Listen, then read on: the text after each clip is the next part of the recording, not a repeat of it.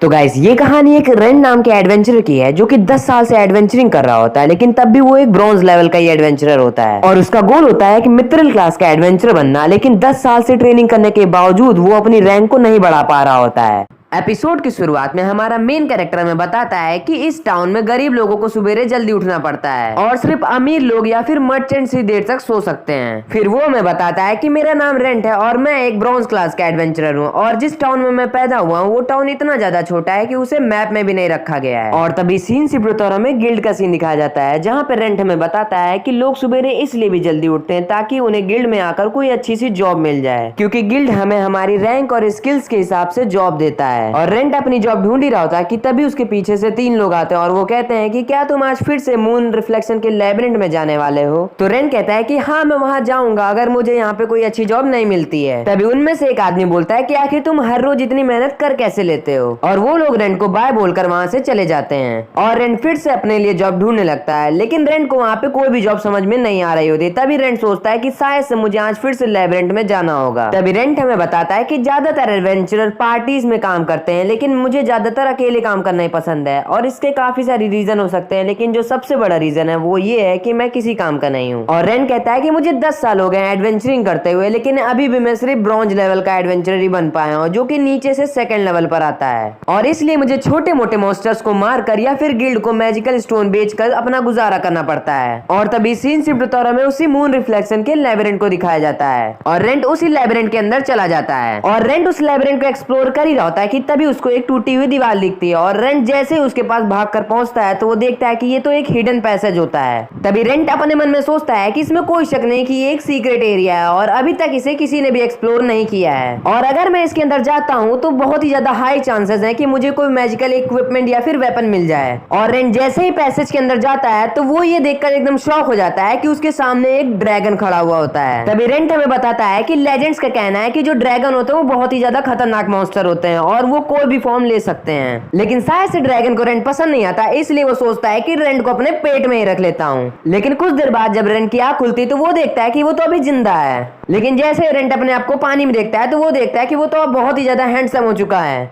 अबे साले jokes apart वो देखता है कि वो तो एक स्केलेटन बन चुका होता है। तो रेंट कहता है कि अगर मैं इस हालत में अपने टाउन गया तो फिर गार्ड्स मुझे पकड़ लेंगे और बाइसूफ या फिर प्रिस्ट अपने प्योरिफिकेशन मैजिक से मुझे मार देंगे और मैं अभी मरना नहीं चाहता हूँ। लेकिन वो कहता है कि लेकिन मैं तो पहले ही मर चुका हूँ और इसलिए मैं डिस्ट्रॉय नहीं होना चाहता। लेकिन तभी वो कहता है कि मैं कंफ्यूज हो चुका हूँ, आखिर मैं अब क्या करूँ। लेकिन तभी रेंट शांत हो जाता है और वो कहता है कि ऐसे क्वेश्चन सोचने का कोई फायदा नहीं जिसका मैं अभी आंसर ना दे सकूं। और वो अपनी तलवार उठाकर खड़ा हो जाता है और वो कहता है कि शायद से अब ड्रैगन जा चुका है, लेकिन फिर भी मुझे इस जगह से जल्द निकल जाना चाहिए। और वो वहां से जाने लगता है, लेकिन थोड़ी दूर पहुंच के उसे एक स्लाइम मॉन्स्टर दिखाई पड़ता है, लेकिन रेंट उसे इग्नोर करके वहां से जाने लगता है। तभी रेंट अपने मन में सोचता है कि शायद से कुछ दिनों में यहाँ पे कोई सोलो एडवेंचरर आए और मैं उससे हेल्प मांग सकता हूँ, लेकिन उससे पहले मुझे सोचना होगा कि आखिर मैं उनसे बात कैसे कर सकता हूँ। लेकिन तभी सोलो एडवेंचरर तो नहीं, लेकिन एक स्केलेटन उसके सामने आ जाता है और वो रेंट पर अटैक करने वाला होता है, लेकिन तब भी रेंट उससे लड़ाई करने के लिए अपनी तलवार को बाहर निकाल लेता है। लेकिन रेंट को वो तलवार बहुत ही ज्यादा भारी लग रही होती है। तभी वो अपने मन में सोचता है कि शायद ऐसा इसलिए हो रहा है क्योंकि मेरे शरीर में कोई भी मसल्स नहीं बची हुई हैं। और रेंट जैसे ही उस हड्डी पहलवान के ऊपर अटैक करने के लिए जाता है वैसे ही वो खुद ही नीचे गिर जाता है और वो हड्डी पहलवान रेंट पर अटैक करने के लिए आ ही रहा होता है कि तभी वो भी नीचे गिर जाता है। ओ भाई मारो मुझे, मारो मुझे, मारो नहीं, ये मजाक हो रहा है। एक सेकंड यार, मजाक हो। तभी रेंट अपने मन में सोचता है कि शायद से मुझे अपने इस हड्डी वाले शरीर के साथ फैंसी शॉर्ट टेक्निक्स का यूज नहीं करना चाहिए, बल्कि मुझे अपनी दूसरी एबिलिटीज का इस्तेमाल करना चाहिए। तभी रेंट अपनी स्पिरिट एनर्जी का यूज करता है और वो टेक्निक सच में काम कर जाती है। तभी रेंट कहता है कि मेरी स्पिरिट एनर्जी यूज करने की वजह से मेरे हर एक अटैक की पावर बढ़ चुकी है। और रेंट अपनी तलवार के सिर्फ एक ही अटैक से उस हड्डी पहलवान के सर के टुकड़े टुकड़े कर देता है। लेकिन तभी वो हड्डी पहलवान ग्लो करने लगता है और उसके अंदर से अजीब सी लाइट निकल के रेंट के अंदर जाने लगती है, जिसकी वजह से रेंट की बॉडी भी ग्लो करना शुरू कर देती है। तभी रेंट कहता है कि इस लाइट की वजह से मेरी सारी स्पिरिट एनर्जी वापस से रिकवर हो रही है, जो कि अभी अभी मैंने इस्तेमाल की थी। और तभी हमें पास्ट का सीन दिखाया जाता है जहां पे एक लॉरेन नाम की लड़की रेंट को बता रही होती है कि मॉन्स्टर्स के पास एक अजीब तरह की पावर्स होती हैं, जिसकी वजह से वो समय और एक्सपीरियंस के साथ साथ इवॉल्व करते हैं। तो रेंट कहता है कि हम इंसान भी तो ट्रेनिंग के साथ साथ ग्रो करते हैं। तभी लॉरेन कहती है कि लेकिन मॉन्स्टर्स एक अलग ही लेवल पर ग्रो करते हैं। जैसे कि अगर हम एक स्केलेटन का एग्जांपल लें तो ज्यादातर केसेस में वो एक स्केलेटन ही रह जाता है, लेकिन कुछ रेयर केसेस में वो एक घूल में ट्रांसफर हो जाता है और इसी फेनोमेना को हम लोग एक्सटेंशियल एवोल्यूशन कहते हैं। तो रेंट पूछता है कि क्या एक्सटेंशियल एवोल्यूशन, तो लॉरेन कहती है कि हाँ, आजकल मैं इसी टॉपिक पर रिसर्च कर रही हूँ। और तभी फिर से सीन प्रेजेंट पर शिफ्ट होता है जहाँ पे रेंट कहता है कि शायद से यही एक्सटेंशियल एवोल्यूशन है। तभी रेंट अपने मन में सोचता है कि वैसे तो घूल्स भी एक तरह के एंडेड होते हैं, लेकिन उनके पास फ्लैश होता है, इस वजह से वो ह्यूमंस के काफी ज्यादा करीब आते हैं। और अगर मैं एक घूल बनने के बाद एक रोब और एक मास्क पहन लूं तो मैं वापस अपने टाउन में जा सकता हूँ। और वो कहता है कि तो फिर ठीक है, अब मैं सबसे पहले एक्सटेंशियल एवोल्यूशन को अचीव करूंगा, उसके बाद मैं टाउन जाऊंगा,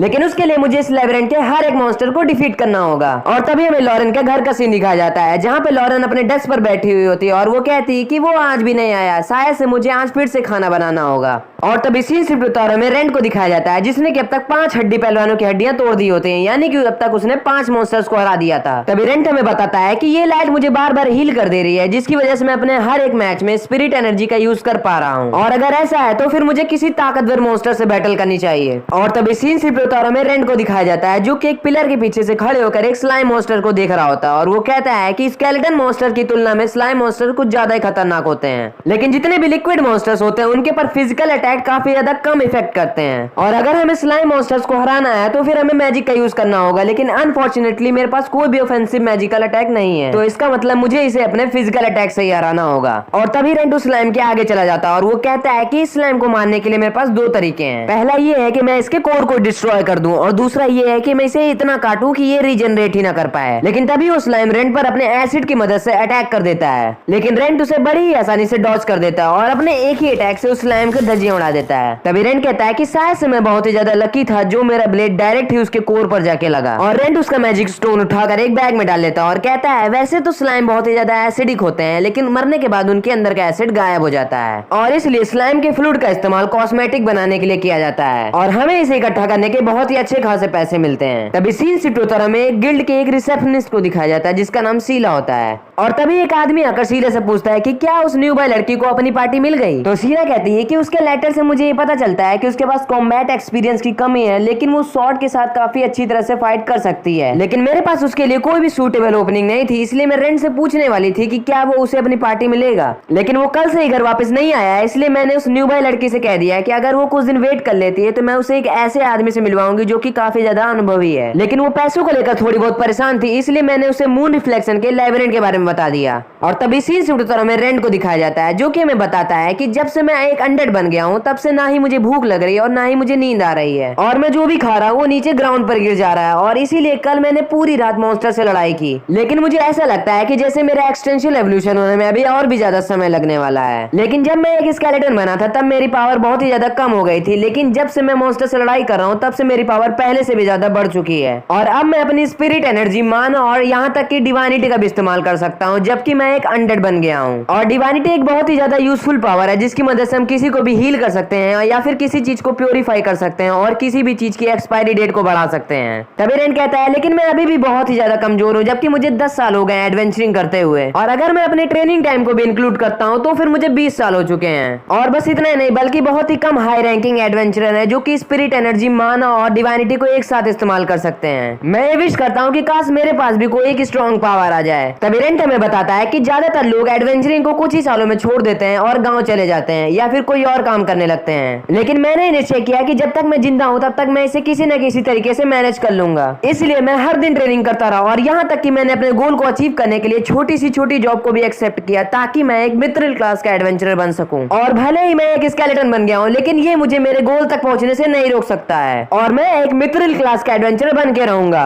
और फिर हमें कुछ देर बाद का सीन दिखाया जाता है जहाँ पे रेड ने काफी सारे मॉन्स्टर्स को मार दिया होता है और फिर वो एक स्लाइम को मारकर कहता है कि जैसे जैसे मैं मॉन्स्टर्स को मार रहा हूँ वैसे वैसे मेरी ताकत बढ़ती जा रही है। लेकिन तभी उस स्लाइम के अंदर से रोशनी निकलकर रेंट के अंदर जाने लगती है और तभी रेंट देखता है कि उसके शरीर में कुछ चेंजमेंट आने लगे और उसके ऊपर फ्लैश की लेयर चढ़ने लगी और वो धीरे धीरे एक घूल में ट्रांसफॉर्म हो जाता है। तभी रेंट कहता है कि चलो कम से कम इतनी मेहनत के बाद मैं एक घूल तो बन गया, लेकिन मैं सिर्फ यहीं पर नहीं रुक सकता बल्कि मुझे अभी और भी प्रोग्रेस करनी है ताकि मैं एक वैम्पायर बन सकूं। तभी वो कहता है कि क्योंकि अब मेरे पास फ्लैशी बॉडी आ चुकी है तो शायद से अब मैं बोल सकता हूँ। और तभी वो कुछ वर्ड्स को बोलने की कोशिश करने लगता है, लेकिन उसकी आवाज बिल्कुल ज़ॉम्बी जैसी आ रही होती है। तो रेन कहता है कि शायद से मुझे बोलने के लिए भी काफी सारी प्रैक्टिस करनी होगी। तो गाइस आगे बढ़ने से पहले मेरी आपसे एक छोटी सी रिक्वेस्ट है, क्योंकि आगे मैंने अपने एक्सप्लेनेशन स्टाइल को एक दो बार चेंज किया है, तो प्लीज आप उसे मैनेज कर लीजिएगा। और अगर आप चाहें तो आप मुझे कमेंट्स में बता सकते हैं कि मुझे किस स्टाइल से एक्सप्लेनेशन करनी चाहिए, और अगर आपके पास कोई मेरे लिए टिप्स हैं तो आप वो भी मुझे कमेंट्स में दे सकते हैं।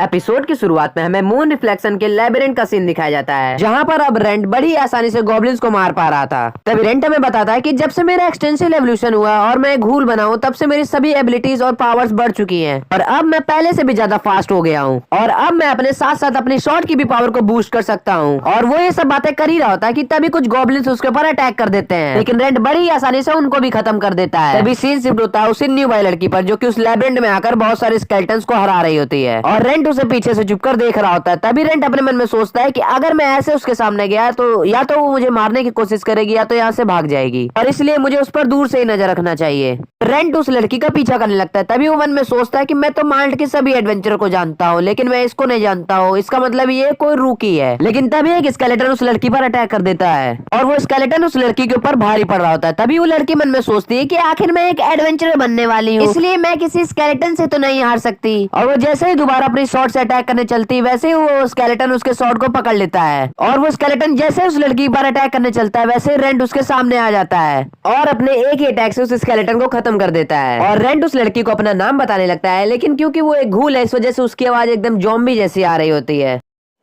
साला ये दुख का खत्म नहीं होता बे। और वो लड़की रेंट से डर जाती है और उसे दूर रहने के लिए कहती है। तभी रेंट अपनी तलवार को नीचे फेंक कर उससे कहता है कि मैं तुम्हारा दुश्मन नहीं हूँ। तभी वो लड़की कहती है कि क्या ये मुझसे बात कर रहा है। तभी रेंट कहता है कि हाँ, मेरा नाम रेंट है और मैं एक एडवेंचरर हूँ। वो लड़की रेंट से पूछती है कि आखिर तुम ऐसे क्यों दिखते हो रेंट। रेंट उसे बताता है कि मैं मर चुका हूँ, लेकिन पता नहीं कैसे मैं अभी भी जिंदा हूँ। वो लड़की बोलती है कि हाँ, तुम किसी नॉर्मल मॉन्स्टर जैसे नहीं दिखते हो, और वो रेंट को उसे बचाने के लिए थैंक्स कहती है। और वो रेंट से बोलती है क्योंकि तुम मुझे नहीं मारने वाले हो तो क्या मैं अपने घर जा सकती हूँ। रेंट कहता है कि नहीं, मैं तुम्हें नहीं मारूंगा, लेकिन मुझे तुमसे एक मदद चाहिए, क्योंकि मैं इस हालत में यहाँ से कहीं जा नहीं सकता हूँ, इसलिए मैं चाहता हूँ कि तुम मेरे लिए कुछ कपड़े खरीद कर ले आओ। और वो उस लड़की को एक पैसे का बैग देते हुए कहता है कि अगर तुम मेरे लिए कपड़े खरीद कर ले आती हो तो बाकी के बचे हुए पैसे तुम अपने पास रख सकती हो। तभी वो लड़की भी रेंट की बात मान जाती है और उसे अपना नाम रीना बताती है और कहती है एक नाइट की बेटी होने के नाते मैं तुम्हारे इस कर्ज को जरूर चुकाऊंगी। और वो वहाँ से चली जाती है। तो तुम लोगों को क्या लगता है कि ये वापस आएगी या नहीं। उसके जाने के बाद रेंट अपने मन में सोचता है कि अगर कहीं इसने गलती से मेरी रिपोर्ट गिल्ड में लिखा दी तो फिर गिल्ड वाले मुझ पर अटैक करने के लिए जल्द से जल्द आ जाएंगे। तभी वो सोचता है लेकिन मुझे नहीं लगता कि वो मुझे धोखा देगी, और अगर ऐसा होता है और वो मुझे धोखा दे देती है तो फिर मैं यहाँ से भाग जाऊंगा।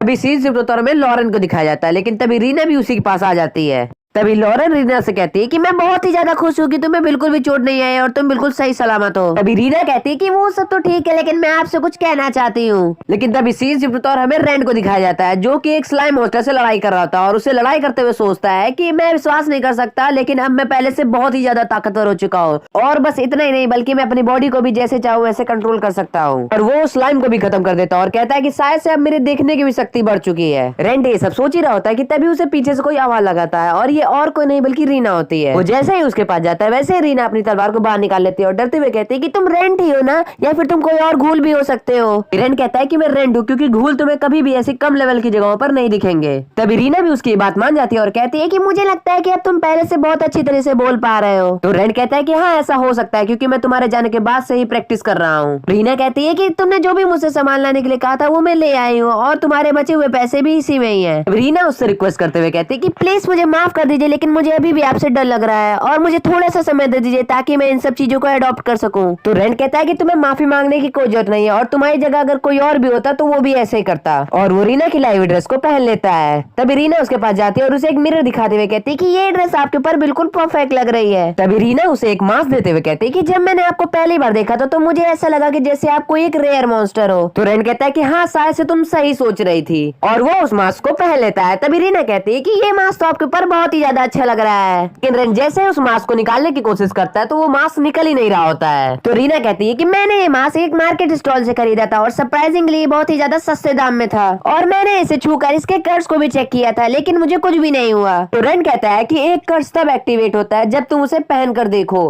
और वो अपने डिवाइनिटी का इस्तेमाल करके उसे निकालने चलता है। तो रीना उससे पूछती है कि क्या तुम डिवाइनिटी का इस्तेमाल भी कर सकते हो। तो रेंट कहता है कि हाँ, मैं थोड़ा बहुत कर सकता हूँ, लेकिन उसकी डिवाइनिटी का भी उस मास्क पर कोई असर नहीं होता है, और उसकी एनर्जी भी खत्म हो जाती है। तो रीना उससे माफी मांगते हुए कहती है कि प्लीज मुझे माफ कर देना, मैं तुम्हारे लिए कर्ज आइटम ले आई। तो रेंट कहता है कि तुम्हें माफी मांगने की कोई जरूरत नहीं है, क्योंकि अभी तो मैं वैसे भी अपने चेहरे को छुपाना चाहता था, और जब मेरे पास पैसे हो जाएंगे तो मैं किसी पावरफुल किलर से बोलकर इस मास्क के कर्ज को तोड़वा दूंगा, इसलिए तुम्हें इसकी चिंता करने की कोई जरूरत नहीं है। फिर रीना उसका हाथ पकड़ लेती है और कहती है कि मैं बता सकती हूँ कि तुम कोई बुरे पर्सन नहीं हो, और इसलिए अब मैं तुमसे बिल्कुल भी नहीं डरूंगी। तो रेंट कहता है कि इसके लिए तुम्हारा धन्यवाद, लेकिन मैं चाहता हूँ कि तुम इसके लिए अपने आप को बिल्कुल फोर्स ना करो। तो रीना कहती है कि हमें इन बातों को यहीं पे खत्म कर देना चाहिए और अब हमें माल चलना चाहिए, और वो दोनों एक बग्गी में बैठकर माल की ओर जाने लगते हैं। कि तभी रीना कहती है कि मैंने सेंट्रल सिटी में एक एडवेंचरर के तौर पर रजिस्टर किया था, लेकिन वहाँ पर रुकीज के लिए कोई भी जॉब नहीं अवेलेबल थी, इसलिए मैं माल चली आई, और माल की रिसेप्शनिस्ट ने मुझे इन दोनों लैबिरिंथ्स के बारे में बताया था। तभी रेंट कहता है कि मैं तुम्हारे विल को देखकर बहुत ही ज्यादा सरप्राइज हूँ, क्योंकि तुम कंट्री को छोड़कर यहाँ पे विलेज में रहने के लिए आई हो। तो रीना कहती है कि हाँ, मैं बाहर की दुनिया को देखना चाहती हूँ और जल्द से जल्द एक फुल फ्लेज एडवेंचरर बनना चाहती हूँ। तभी रेंट कहता है कि मैं जानता हूँ कि तुम्हें कैसा फील हो रहा है, लेकिन एक एडवेंचरर के लिए सबसे अच्छा है कि वो एक कावड़ बना रहे, क्योंकि हमें जीने के लिए सिर्फ एक ही लाइफ मिली है। और रीना भी उसकी बात से एग्री करती है और वो दोनों ही हंसने लगते हैं। तभी वो लोग माइल्ड पहुंच जाते हैं। तभी रेंट रीना से कहता है कि यहाँ पे बहुत सारे लोग मुझे जानते हैं, और अगर मैंने किसी को अपनी आईडी दिखाई तो उन्हें पता चल जाएगा कि मेरे साथ कुछ गड़बड़ हुआ है। तो रीना कहती है कि फिर हमें किसी दूसरे गेट से अंदर चलना चाहिए। तो रेंट कहता है कि हाँ, एक गेट है जिसे नॉर्मली यूज नहीं किया जाता है, और वो दोनों उस गेट की ओर जाने लगते हैं। कि तभी रेंट रीना को रोकते हुए कहता है कि मैं इतनी दूर तक सिर्फ तुम्हारी वजह से ही आ पाया हूँ, इसके लिए तुम्हारा बहुत बहुत धन्यवाद। तभी रीना उसे रोकते हुए कहती है कि प्लीज ऐसे एक्ट मत करो जैसे कि हम लोग एक दूसरे को गुड बाय कहने वाले हैं, और जब तक हम लोग टाउन में नहीं पहुंच जाते तब तक मैं तुम्हारी पूरी मदद करूंगी, और टाउन में पहुंचने के बाद भी मैं तुम्हारी मदद करती रहूंगी। तो रेंट कहता है कि हाँ, मैं चाहता हूँ कि कोई मेरी मदद करे, लेकिन मैं एक मॉन्स्टर हूँ, और अगर तुम मेरी मदद करती हो अंदर जाने में तो तुम एक क्रिमिनल बन जाओगी, और हो सकता है कि तुमसे तुम्हारा एडवेंचर का लाइसेंस भी छीन लिया जाए, लेकिन मैं तुम्हारे लिए प्रॉब्लम खड़ी नहीं करना चाहता हूँ। तो रीना कहती है कि अगर मैं तुमसे ना मिली होती तो अब तक मैं मर चुकी होती, तो कम से कम एक बार मैं तुम्हारे लिए अपनी लाइफ को खतरे में तो डाल ही सकती हूँ। फिर वो दोनों लाइन में लग जाते हैं। कि तभी सोल्जर्स उनसे उनके आईडी कार्ड मांगते हैं, और वो दोनों अपने अपने आईडी कार्ड उन्हें दिखा देते हैं, और वो सोल्जर्स रीना को अंदर जाने देते हैं, लेकिन उन्हें रेंट पर शक हो जाता है, और वो रेंट से उसके मास्क उतारने के लिए कहने लगते हैं। कि तभी रीना सिचुएशन को संभालते हुए कहती है कि प्लीज मुझे माफ कर दीजिए, लेकिन उसका मास्क कर्स्ड है, इसलिए वो अपने मास्क को उतार नहीं सकता है। तो एक सोल्जर बोलता है कि क्या ये इसीलिए इतनी वियर्ड तरीके से बात कर रहा है। तो रीना कहती है कि हाँ, ये एक मॉन्स्टर के साथ फाइट करते हुए बहुत ही ज्यादा इंजर्ड हो चुके हैं। अभी रेंट सबूत के तौर पर उन्हें अपना एक कान दिखाता है, और रीना कहती है कि हाँ, इन्होंने अपने स्कार्स को छुपाने के लिए एक मास्क खरीदा, लेकिन वो भी कर्ज निकला, और अब वो अपने इस मास्क को उतार भी नहीं सकते हैं। और सोल्जर्स भी उनकी बात मान जाते हैं और उन्हें अंदर जाने देते हैं, लेकिन अंदर पहुंचते ही जैसे रीना रेंट की ओर देखती है वैसे उसे वहाँ पे कोई दिखाई नहीं पड़ता है, और रेंट वहाँ से गायब हो चुका होता है। तभी हमें रेंट को दिखाया जाता है, जो कि एक घर के पीछे छुपा हुआ होता है, और वो अपने मन में सोचता है कि प्लीज रीना, मुझे माफ कर देना, लेकिन जब मैं और ह्यूमन जैसा दिखने लगूंगा तब मैं तुम्हारे पास आऊंगा और तुमसे माफी मांगूंगा। अभी सीन सिर्फ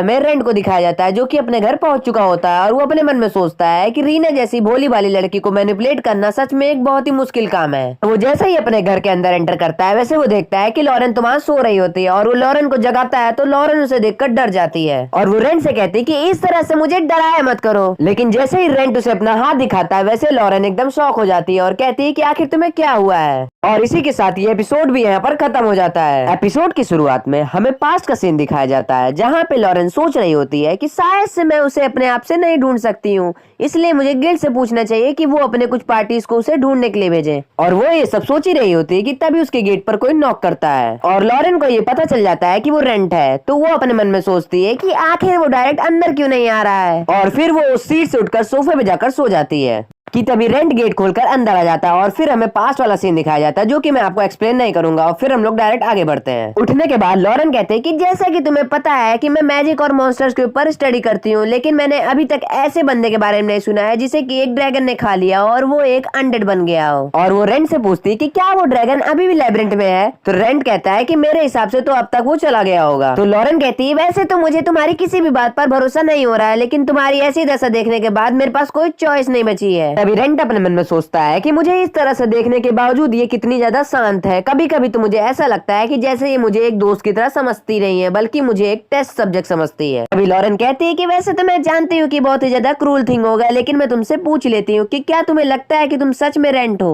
तो रेंट कहता है कि हाँ, मेरे पास रेंट का माइंड और मेमोरी दोनों है, लेकिन मैं सच में मर चुका हूँ। तभी वो अपने आप से सवाल करता है कि क्या पहले का मैं और अब का मैं दोनों सेम पर्सन है, लेकिन उसे कुछ समझ में नहीं आता, इसलिए वो लॉरेन से कहता है कि मुझे नहीं पता है। तो लॉरेन कहती है कि मैं रेंट से यही आंसर एक्सपेक्ट करती थी, लेकिन अभी के लिए हम इन सब चीजों को दूर रखेंगे और मैं इन सब चीजों के बारे में बाद में सोचूंगी। तो रेंट कहता है कि तो फिर तुम अब क्या करने वाली हो, क्योंकि मुझे तो अभी भी एक एडवेंचर बनना है और जब तक मैं एक मित्र क्लास का एडवेंचरर नहीं बन जाता हूँ तब तक मैं बिल्कुल नहीं रुकूंगा, लेकिन इस तरह से तो मैं गिल्ड भी नहीं जा सकता हूँ। तो लॉरेन कहती है इसका मतलब तुम चाहते हो कि मैं तुम्हारे लिए जॉब एक्सेप्ट करूं, क्योंकि मैं जानती हूँ कि अगर मैंने तुम्हें यहाँ पे फ्री में रहने दिया तो तुम्हें बहुत ही ज्यादा ऑकवर्ड फील होगा, तो फिर तुम इसके बदले में मेरे साथ मेरी रिसर्च में हेल्प कर सकते हो, क्योंकि किसी को भी अभी तक ऐसे मॉन्स्टर के ऊपर स्टडी करने का चांस नहीं मिला है जिसने की एक्सटेंशियल एवोल्यूशन को इस्तेमाल किया हो। ये सुनने के बाद तो रेंट की हालत ही खराब हो जाती है और वो कहता है कि कहीं तुम मेरी चीराफाड़ी तो नहीं करने वाली हो। तो लॉरेन कहती है कि हाँ, मुझे तुम्हारे कुछ स्किन और फ्लैश की जरूरत बीच बीच में पड़ सकती है। और तभी सीन शिफ्ट होता है, हमें रेंट को दिखाया जाता है जो कि घर में साफ सफाई कर रहा होता है। बेचारा एडवेंचरर से काम वाली बाई बन गया। कि तभी पीछे से लॉरेन वहां आ जाती है और वो रेंट से कहती कि ये लो तुम्हारे सारे पैसे जो कि तुम्हें स्लाइम लिक्विड और मैजिक स्टोन के बदले मिले हैं, और ये इतने ज्यादा इसलिए हैं क्योंकि तुम्हारा सामान हमेशा की तरह हाई क्वालिटी का था। कि तभी सीन शिफ्ट होता है, हमें रेंट को दिखाया जाता है जो कि कहीं जा रहा होता है और सभी लोग उसे देख के घूर रहे होते हैं, और वो एक ब्लैक स्मिथ की शॉप में घुस जाता है जहाँ पे उस शॉप की ओनर उसका वेलकम करती है और वो रेंट को देखकर थोड़ी सी शॉक हो जाती है। तभी रेंट कहता है कि प्लीज मुझे माफ कर दीजिएगा क्योंकि मैं बहुत ही ज्यादा स्ट्रेन दिख रहा हूँ। तभी उस शॉप के ओनर कहते हैं कि नहीं नहीं, मुझे आपसे कोई प्रॉब्लम नहीं हुई है, और रेंट उसे अपनी शॉर्ट देते हुए कहता है कि मुझे एक नई शॉर्ट चाहिए। कि तभी शॉप के ओनर रेंट की शॉर्ट को बहुत ही बारीकी से देखने लगती है और वो कहती है कि मुझे लगता है कि आपने अपनी शॉर्ट का इस्तेमाल बहुत ही अच्छी तरीके से किया है,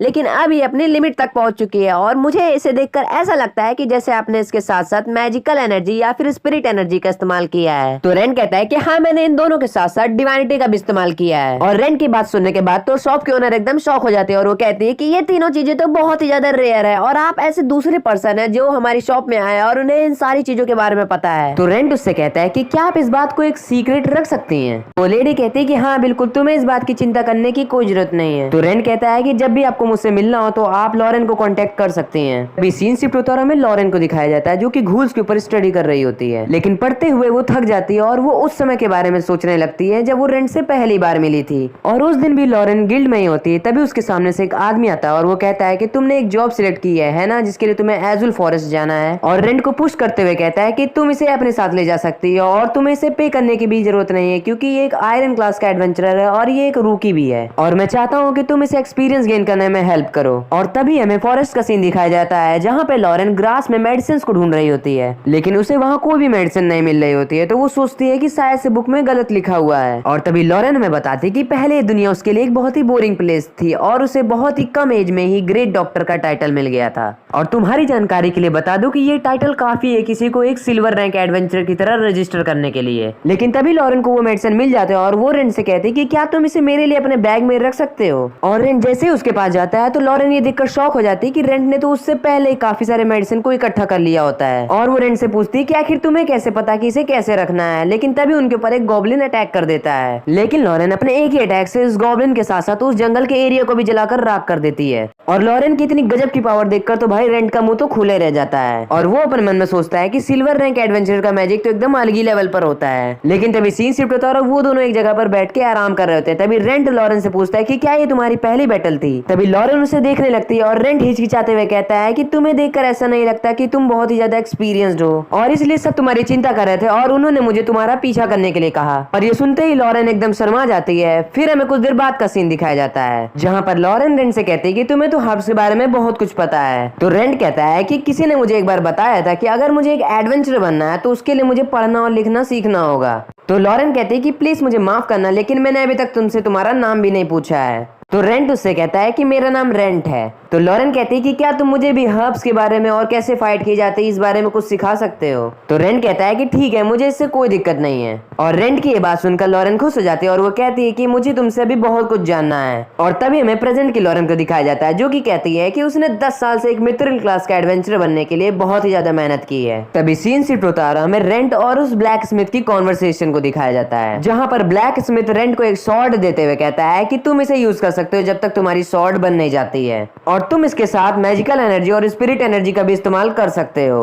और तभी रेंट वहां से जाने लगता है। तभी ब्लैक स्मिथ कहता है कि मुझे लगता है कि ये आदमी किसी न किसी प्रॉब्लम में है और ये किसी कर्ज को सफर कर रहा है। तो वो लेडी कहती है कि अगर वो किसी प्रॉब्लम में है तो आखिर उसने हमसे हेल्प क्यों नहीं मांगी। तो ब्लैक स्मिथ कहता है कि हो सकता है कि वो किसी और के लिए प्रॉब्लम खड़ी ना करना चाहता हो। तभी सीन शिफ्ट होता है और हमें लॉरेन के हाउस का सीन दिखाया जाता है जहाँ पे लॉरेन डिनर कर रही होती है। तभी लॉरेन रेंट से पूछती है कि आखिर तुम डिनर क्यों नहीं कर रहे हो। तो रेंट कहता है कि मुझे भूख नहीं लग रही है। तभी लॉरेन कहते हैं कि जब तुम घर से बाहर गए हुए थे तब मैंने अपनी सारी बुक्स को फिर से पढ़ा, तब मुझे पता चला कि तुम बाकी घूल से बहुत ही ज्यादा अलग हो और शायद से इस रीजन की वजह से तुम्हारा एक्सटेंशियल एवोल्यूशन भी हो सकता है। तो लॉरेन पूछती कि आखिर तुम अब क्या बनने वाले हो। तो रेंट कहता है कि मुझे नहीं पता कि अब मैं आगे क्या बनने वाला हूँ, लेकिन मैं कुछ ऐसा बनना चाहता हूँ जो कि एक ह्यूमन के बहुत ही ज्यादा क्लोज हो और इसलिए मैं कुछ समय के लिए लैबिरिंथ जा रहा हूँ ताकि मैं मॉन्स्टर को मारकर और भी ज्यादा स्ट्रॉन्ग बन सकूं। और तभी सीन शिफ्ट होता है, हमें लैबिरिंथ का सीन दिखाया जाता है जहाँ पर एक आदमी एक स्लाइम से लड़ाई कर रहा होता है, लेकिन वो स्लाइम उस आदमी के ऊपर भारी पड़ रहा होता है और वो स्लाइम उस आदमी को खाने वाला होता है कि तभी पीछे से रेंट आकर उसे बचा लेता है। तभी वो आदमी रेंट से कहता है कि मुझे बचाने के लिए तुम्हारा धन्यवाद और कहता है कि मैंने कभी नहीं सोचा था कि एक स्लाइम इस तरह से अटैक कर सकता है। तभी रेंट कहता है कि अगर तुम इस लैबिरिंथ में मर जाते तो इसका जिम्मेदार तुम खुद ही होते, क्योंकि एक एडवेंचरर को जितनी भी चोटें लगती हैं उसका जिम्मा उसे ही उठाना होता है। और लोग एडवेंचरर को इसलिए नहीं बचाते हैं क्योंकि कुछ लोग मुसीबत में होने का नाटक करते हैं और जो भी उन्हें बचाने आता है वो उसे ही लूट लेते हैं। और ये बोलकर रेंट वहां से जाने लगता है। तभी वो आदमी रेंट के पीछे दौड़ता है और वो रेंट के आगे आकर उससे कहता है कि प्लीज मुझे अपनी पार्टी को ज्वाइन करने दो क्योंकि मुझे पैसे की बहुत ही ज्यादा जरूरत है। और जैसा कि तुम देख रहे हो मैंने अभी अभी एक एडवेंचर की तरह रजिस्टर किया है और यहाँ तक कि मैं एक स्लाइम को भी नहीं मार सकता हूँ। तो रेंट कहता है कि स्लाइम ताकतवर होते हैं और किसी तलवारबाज के लिए उसे हराना बहुत ही ज्यादा मुश्किल होता है। तो वो आदमी कहता है कि तुम एक बहुत ही ज्यादा एक्सपीरियंस्ड पर्सन हो, है ना। तो वो आदमी कहता है कि मैं एक शेफ हूँ और माल्ट में मेरा एक रेस्टोरेंट है, लेकिन मैं बहुत ही बुरी तरीके से कर्जे में डूब गया हूँ और मुझे अगले हफ्ते तक किसी भी हाल में 15 गोल्ड देने हैं और इसलिए मेरे पास एक एडवेंचरर बनने के अलावा कोई और चॉइस नहीं बची है। और मैंने बाकी सभी लोगों से कहा कि अगर वो मुझे अपनी पार्टी में रहने देते हैं तो मैं उनके लिए सब कुछ करूंगा, लेकिन किसी भी व्यक्ति ने मुझे कोई भी चांस नहीं दिया, इसलिए मैं इस लैबिरिंथ में आ गया क्योंकि कुछ लोगों ने मुझे बताया था कि तुम यहाँ पे अकेले ही आते हो। लेकिन रेंट वहां से जाते हुए कहता है कि मुझे माफ कर देना लेकिन मैं बहुत ही ज्यादा बिजी हूँ। और जाते हुए रेंट अपने मन में सोचता है कि मैं इसकी मदद तो करना चाहता हूँ लेकिन पता नहीं ये इतना लकी है कि इसे अंदर कोई एक मैजिकल आइटम मिलेगा। और रेंट रुक कर उस आदमी से कहता है कि ठीक है तुम मेरे साथ आ सकते हो, कम से कम तुम एक सामान तो उठा ही सकते हो। तभी रेंट अपने मन में सोचता है कि मुझे नहीं पता है कि ये कोई अच्छा आदमी है या फिर बुरा आदमी है, लेकिन किसी की मदद करने में तो कोई भी मुसीबत नहीं होगी। और वो लोग काफी समय से चल रहे होते हैं। तभी वो आदमी मैप को देखते हुए कहता है कि यहाँ पे तो ये लैबिरिंथ खत्म हो जाता है। तभी रेंट कहता है कि सिर्फ मुझे फॉलो करो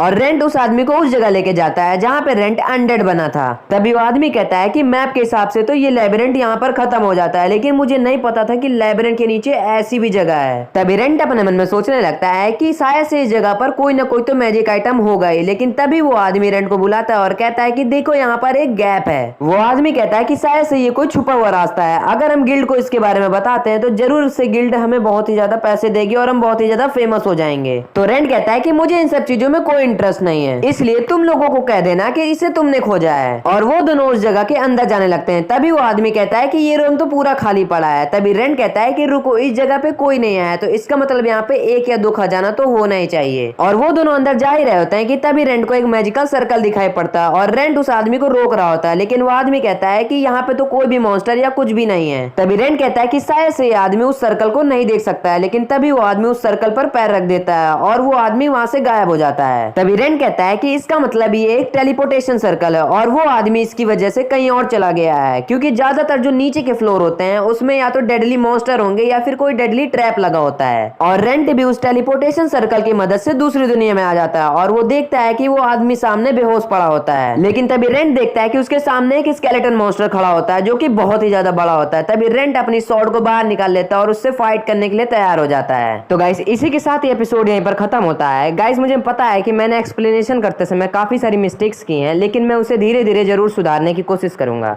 तो गाइस अगर आपको ये वीडियो पसंद आई हो तो आप वीडियो को लाइक करके चैनल को सब्सक्राइब जरूर कर लीजिएगा और हम मिलते हैं किसी और नई वीडियो में। तब तक के लिए सायोनारा।